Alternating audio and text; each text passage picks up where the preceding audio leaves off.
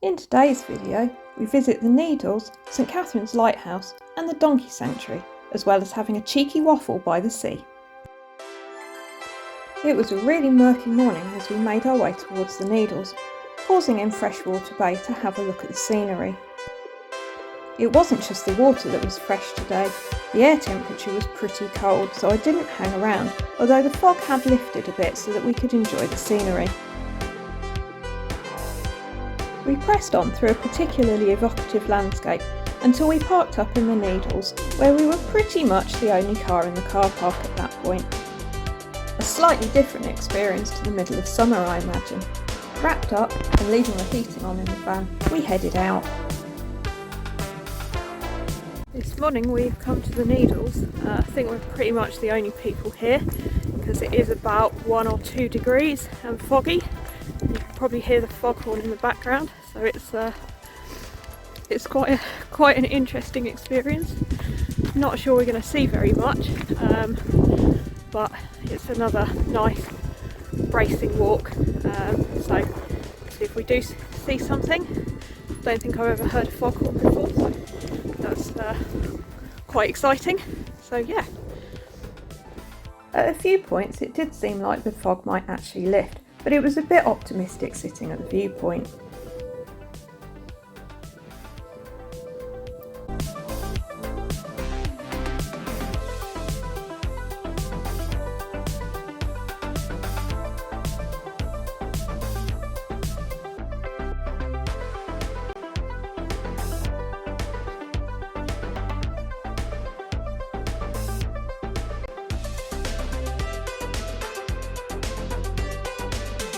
Back at the main visitor area, it was a bit like a ghost town, although that did give it a certain attraction. It was a bit like walking through the set of an abandoned town in a western.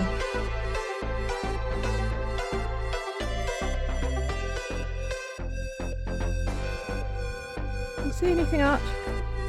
Anything out there? We paused at this fountain to get a feel for what we should have seen.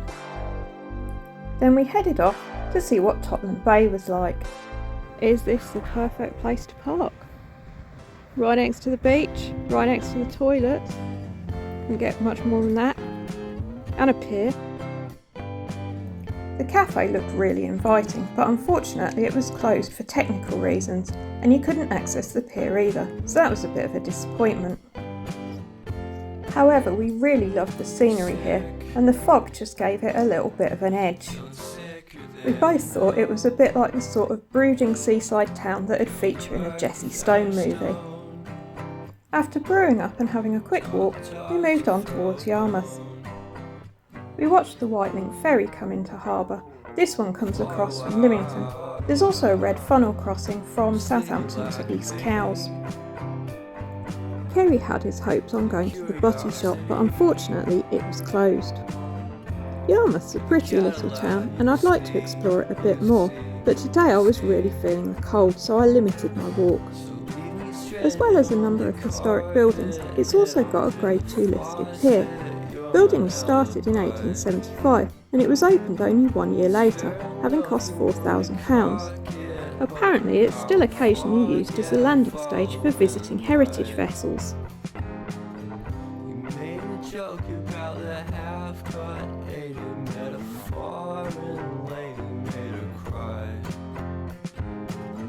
On the way back to the van, I spotted an inviting looking cafe, so we all popped in there for some sustenance. It was lovely and warm in there and would highly recommend the coffees. Then we headed back to the villa for a really relaxing evening.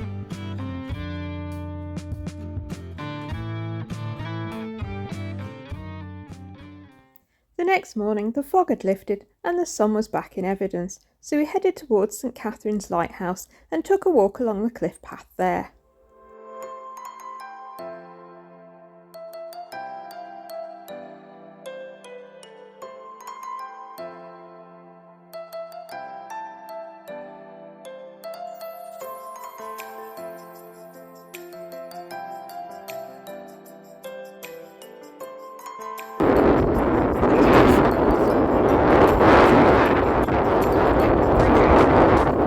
We've come for a walk to St Catherine's Lighthouse.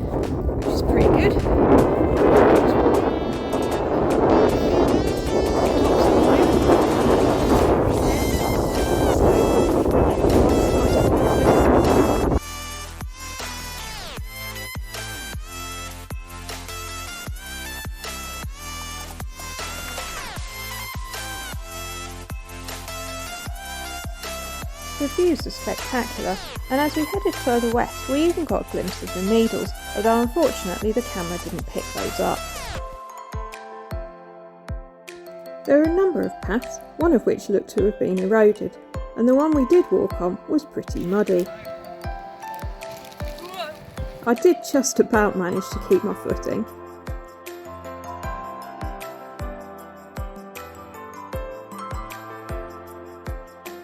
Archie had no such troubles and was a natural leader.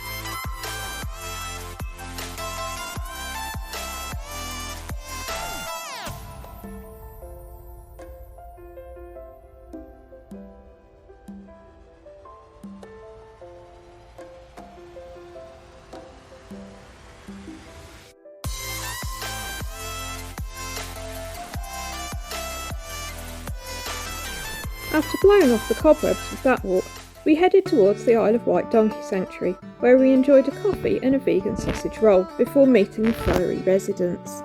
The sanctuary rescues homeless and unwanted donkeys, giving them a loving and forever home on the island. It's open every day of the year except Christmas Day, and it's free to go there, although a donation would be appreciated as they don't get any state funding.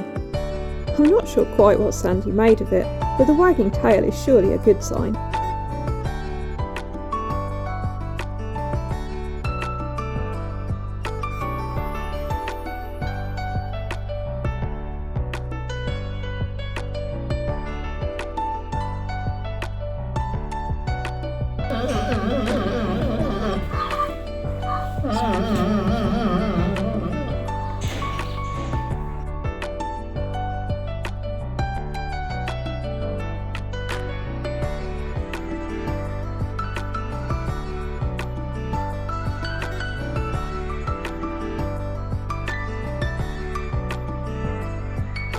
We headed back to Shanklin. Kerry was hoping that the fish and chip shop would be open so he could treat himself, but unfortunately it wasn't, so we had to stick with burgers instead.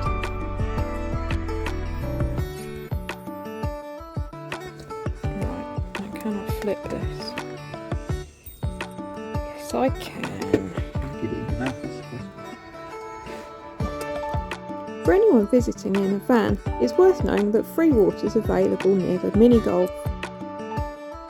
And as if we hadn't already eaten too much today, we rounded things off with a couple of waffles at Topping's ice cream parlour. They were pretty good.